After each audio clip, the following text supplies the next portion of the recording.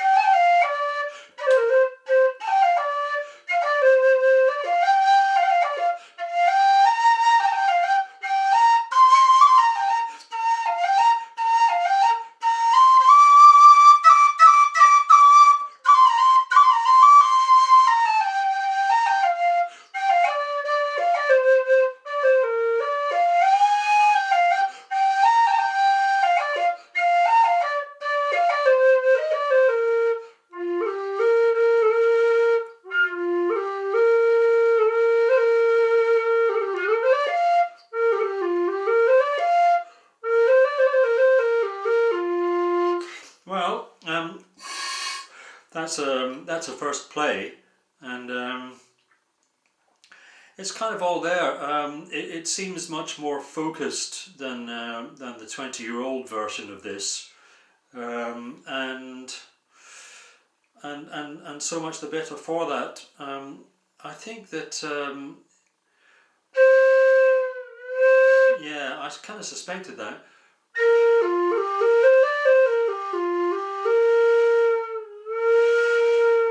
You've got quite a lot of control over this whistle in terms of the amount of wind you put down it and what it will do. So as you can hear, you can control the pitch quite a lot.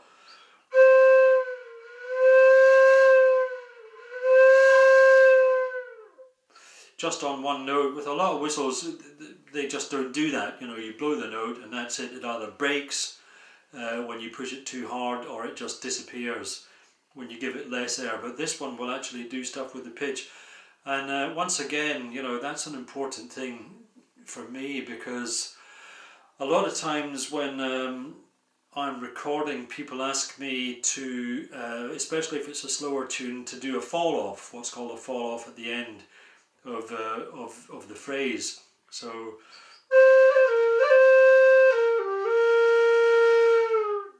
that kind of thing. And I would usually do it with my fingers, like that.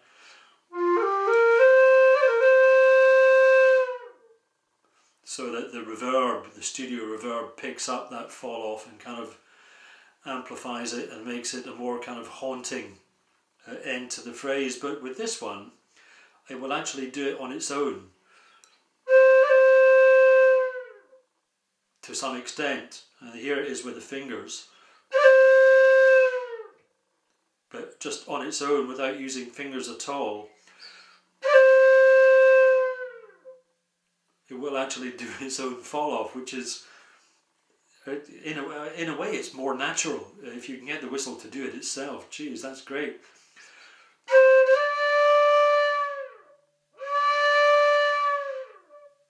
Yeah, I really dig that. Sometimes when you do the fingered fall off, it can sound, if you don't do it right, it can sound a bit contrived.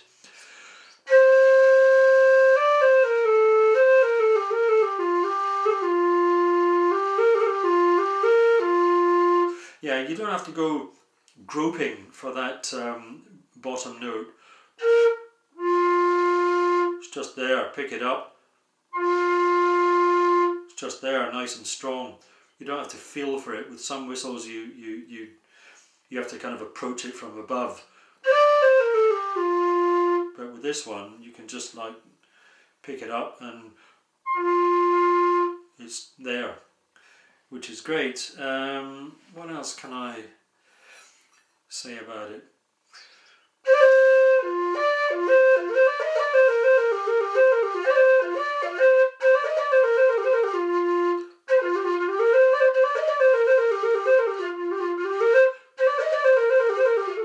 Plays at any speed.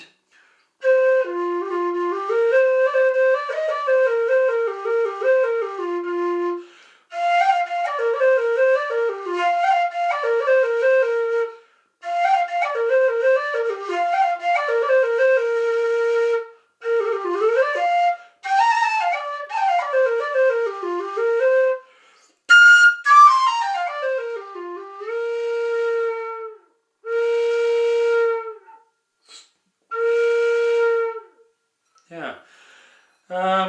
I don't actually know what these cost, but I don't really care in the long run.